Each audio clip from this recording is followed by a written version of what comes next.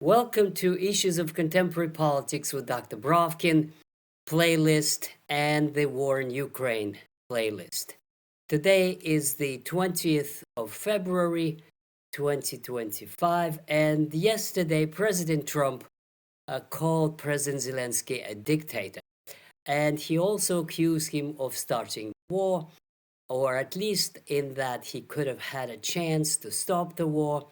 And then in a few days, there will be 3 years as the war started. And I thought it would be useful to go over the facts, especially for some of you, my new subscribers who haven't been following this quite long playlist that I have been doing over the last several years.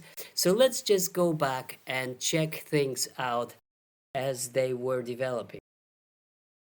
So the first sort of roll back or rewind back, let's do the moment in March 2022, which is like 1 month after the beginning of the so-called Russian aggression, or let's say the war.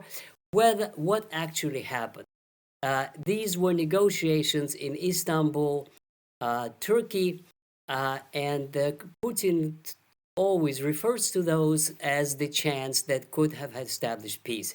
So in that sense, Trump's assertion is absolutely right.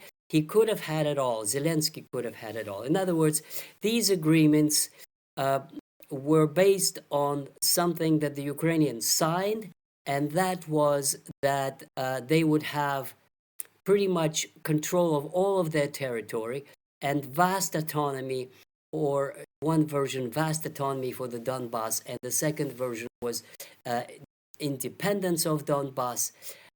And even some concessions on the legal status of Crimea. And the only important condition was that Ukraine would not be a member of NATO, would proclaim itself neutral. For that, they had to change their constitution, because it is in the Ukrainian constitution that they strive to be a member of NATO. They signed it, and then, as the story goes, Boris Johnson of Britain arrived and convinced Zelensky that they would receive Western help, and I'm sure with the approving nod of President Biden, that Ukraine would get anything it needs to continue the war, and they chose to continue the war. So this was a historical moment. That was a choice. If they had agreed, they could have had pretty much all of Ukraine as a de jure Ukrainian territory with vast autonomy for Donbass, and they walked away from it. Why did they do this? Well, this has been many times I explained this. This was the moment when the neocons, when President Biden and his team decided, and they put it openly, completely openly, to render strategic defeat of Russia. They were convinced that Russia had to be politically isolated, that it was getting dangerous, that Europe, especially Germany, traded with Russia, that it had dependent, as they would put it, energy dependent on Russian supply of oil, gas, and that had to stop. This had to be this nascent Russian-German cooperation, if not to say alliance, or at least a joint cooperation, had to be broken. Russia had to be out, and for that reason, Ukraine was going to serve as a weapon.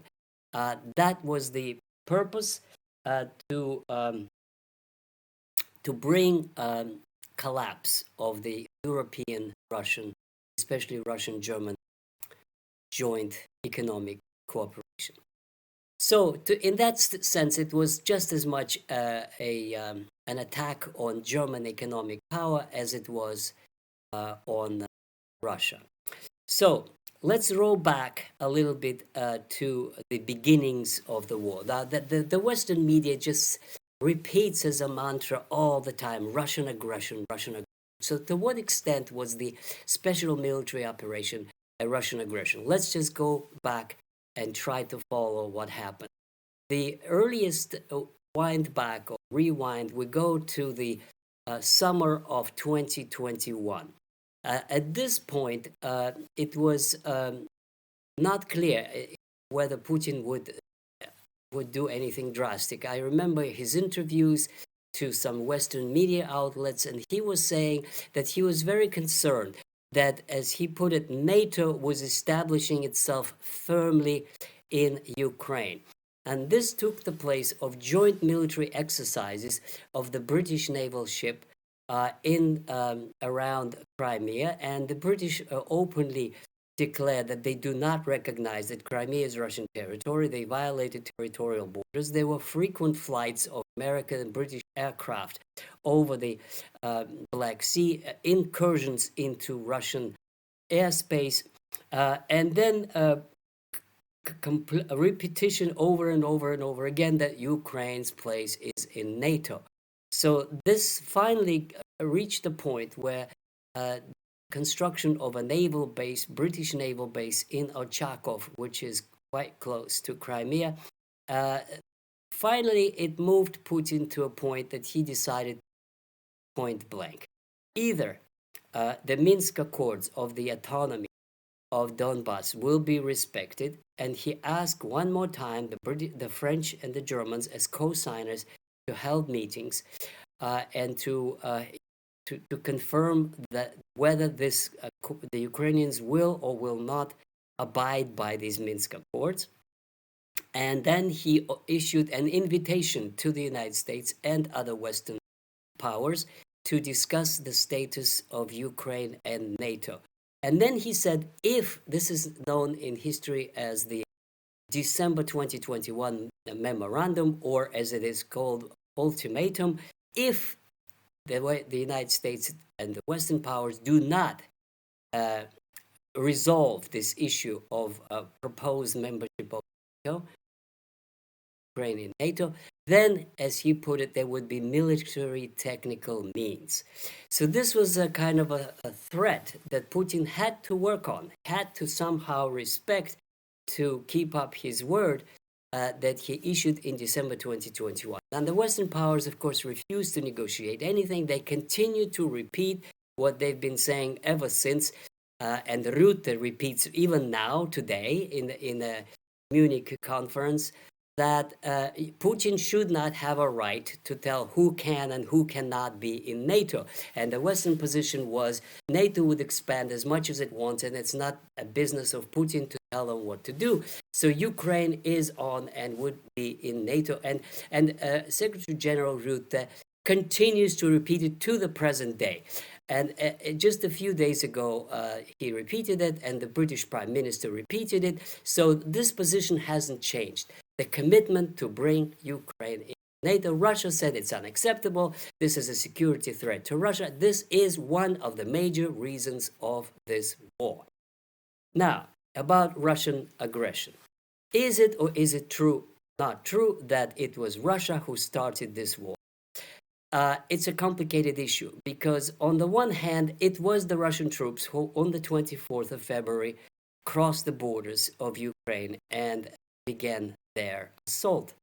On the other hand, what preceded it, and this is something completely ignored by Western media and Western commentators, if you look attentively at what was going on in January 2022, what is absolutely obvious is that the fragile truce or ceasefire in Donbass was constantly violated by the Ukrainian side. In other words, what we had from 2014 to 2022 was a civil war in Ukraine, because de jure Donbass was Ukrainian territory, and there was a real war going on between the republics Donetsk and Lugansk that broke away from Ukraine and sought Russian protection. They broke away from Ukraine because Russian language was banned, because they were not allowed to keep autonomy, as was signed in the Minsk Accords of 2015, brokered by Merkel and Hollande, the Chancellor of Germany and President of France. So all of this is a separate story that I repeated many, many times about the Minsk Accords. So now they broke those and intensified their fire. In other words, the situation in January 2021 was that, with the American encouragement, the Ukrainians deliberately shot and shot and shot at Donetsk, hoping that Russia would respond, because that was in their plans that it respond. because they wanted to provoke Russia and start the war in order to render it a strategic defeat, as President Biden openly declared. So from that point of view, Putin simply could not fail to respond if you are shooting and shooting and shooting at your allies, at these republics that depended on Russian support. Now, if we roll back or rewind back to 2014, this is the real start of this war.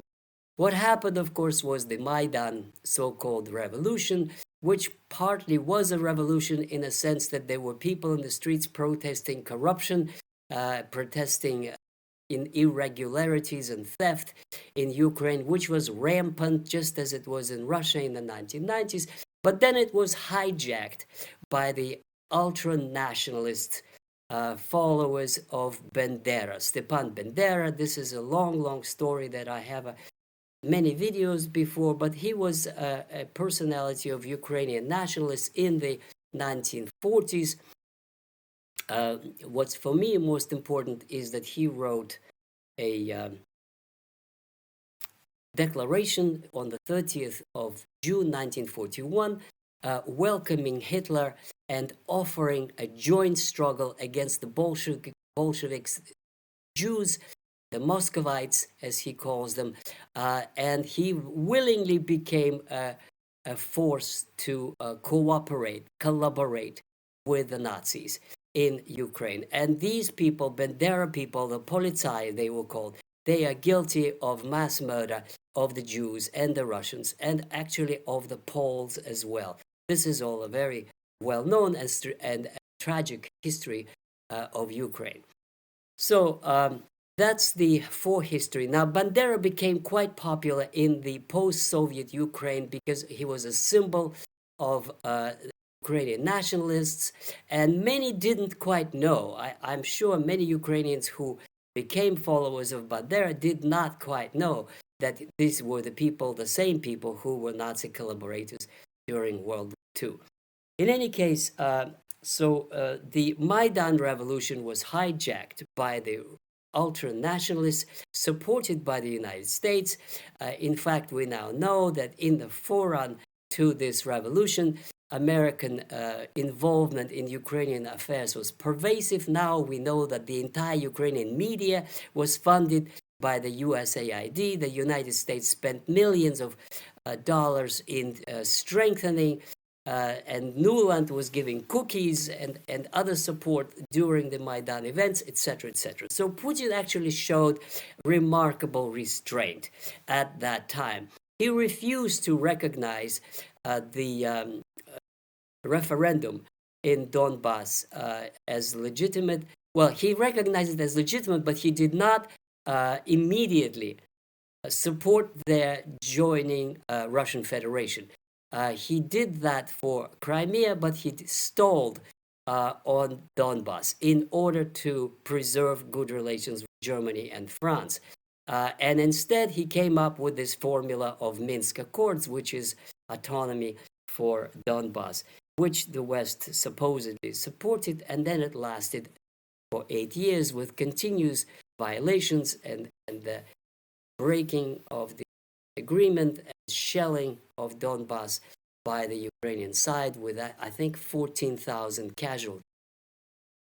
So this is the full story of the Minsk Accords and this conflict and how it started. And let me just say one last word about a little bit earlier. If we rewind even to the earlier period, that is that for those of you who don't know, Ukraine was a part of the Soviet Union, and it was during Lenin and Stalin that Donbass and Russian-speaking areas were given to Ukraine, which was actually called Malorussia, which is called Small Russia. Incorrectly translated as Small Russia, it should be translated as Core Russia. And the reason for that was that the core of Ukraine is where the Russian state started from.